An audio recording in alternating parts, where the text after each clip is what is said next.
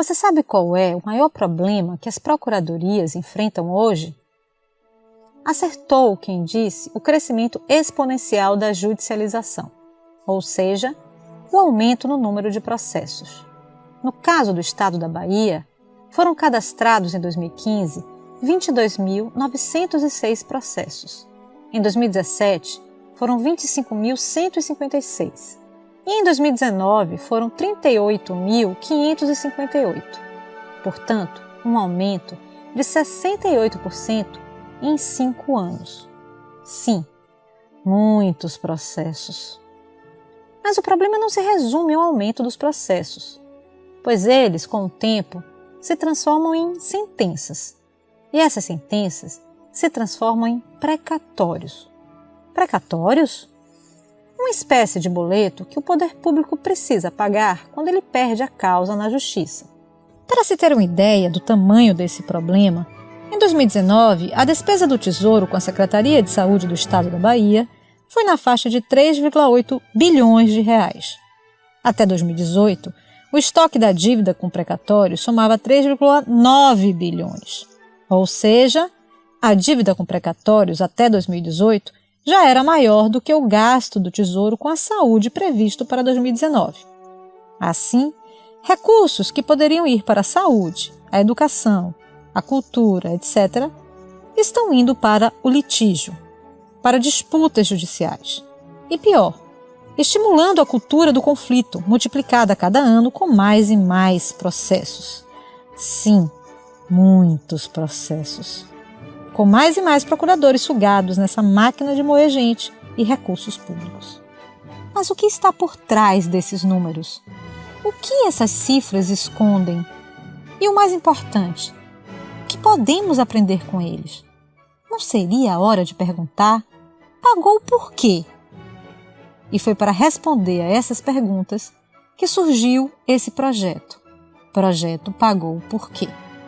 Para levantarmos da cadeira e seguirmos as pegadas, os números, ou melhor, o dinheiro.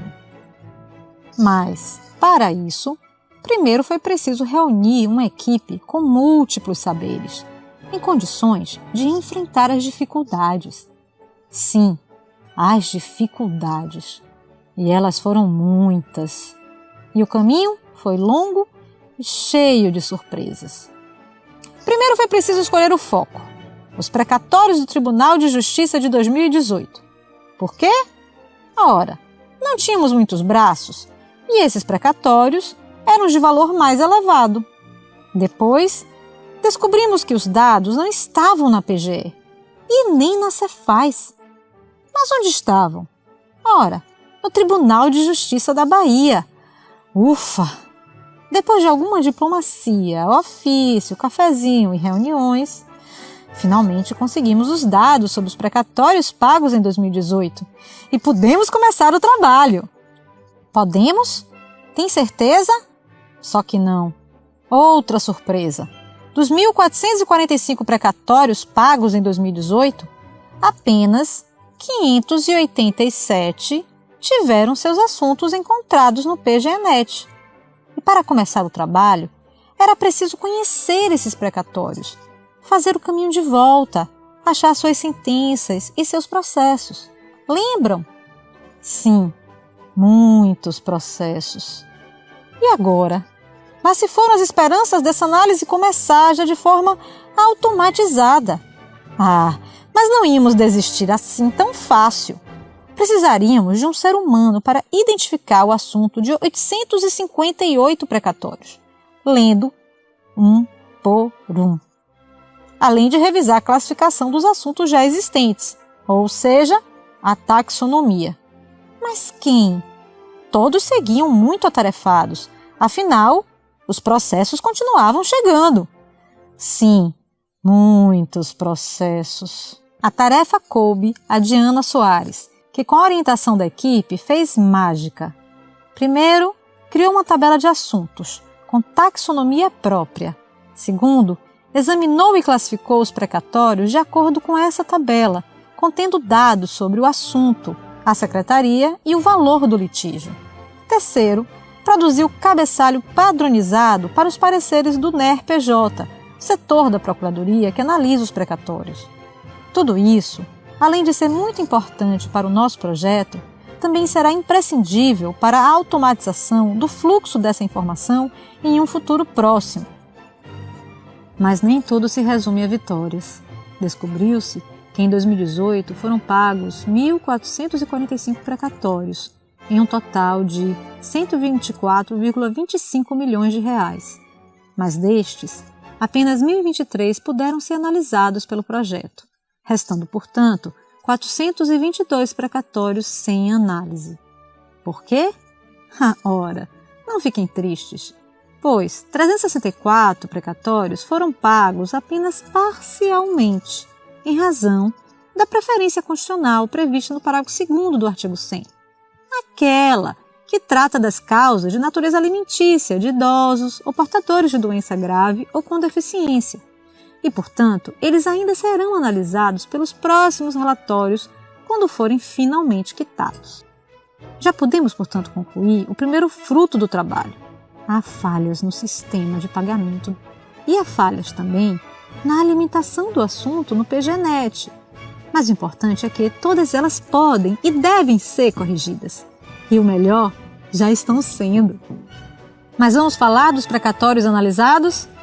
Pois é, os 1.023 precatórios aqui analisados geraram um pagamento na faixa de 92,6 milhões de reais. E o que os dados analisados pelo painel BI nos contam?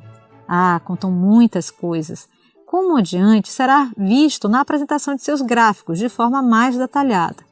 Por ora, cumpre registrar que o assunto que gerou o maior pagamento, com 46,95% de todo o total pago, ou seja, aproximadamente 43,5 milhões de reais, se referiu ao litígio encabeçado pelos servidores do Grupo Fisco. E a secretaria relacionada a esse litígio foi a da Fazenda, com 52,30% do valor total pago, na faixa de 64,9 milhões de reais. Mas qual a história por trás desses números? E o mais importante, o que podemos aprender com ela? O ano é 1995 e o governador, sem consultar formalmente a PGE, publica o Decreto 3.979, que altera os critérios de cálculo de uma gratificação dos servidores do Grupo Fisco, da Secretaria da Fazenda. Quem são eles? São os auditores e os agentes de tributo. E como seria esperado, eles não gostam nem um pouco dessa alteração, pois alegam que perderam em torno de R$2.000 por mês. O que eles fazem? Processam o Estado da Bahia. Lembram da mesa do procurador? Sim, muitos processos. O ano é 2005 e o STF dá ganho de causa aos servidores da Cefaz e declara a inconstitucionalidade do referido decreto, por entender que ele não poderia ir além dos limites impostos pela Lei 4.964 de 89. Assim, foi fixado pelo TJ, em sede de execução, o direito dos servidores a receberem o valor reduzido da sua remuneração nos anos de 95 a 98 e sua respectiva correção monetária. Talvez, assim, só talvez, antes de publicar o decreto, tivesse sido melhor ouvir a PGE, não?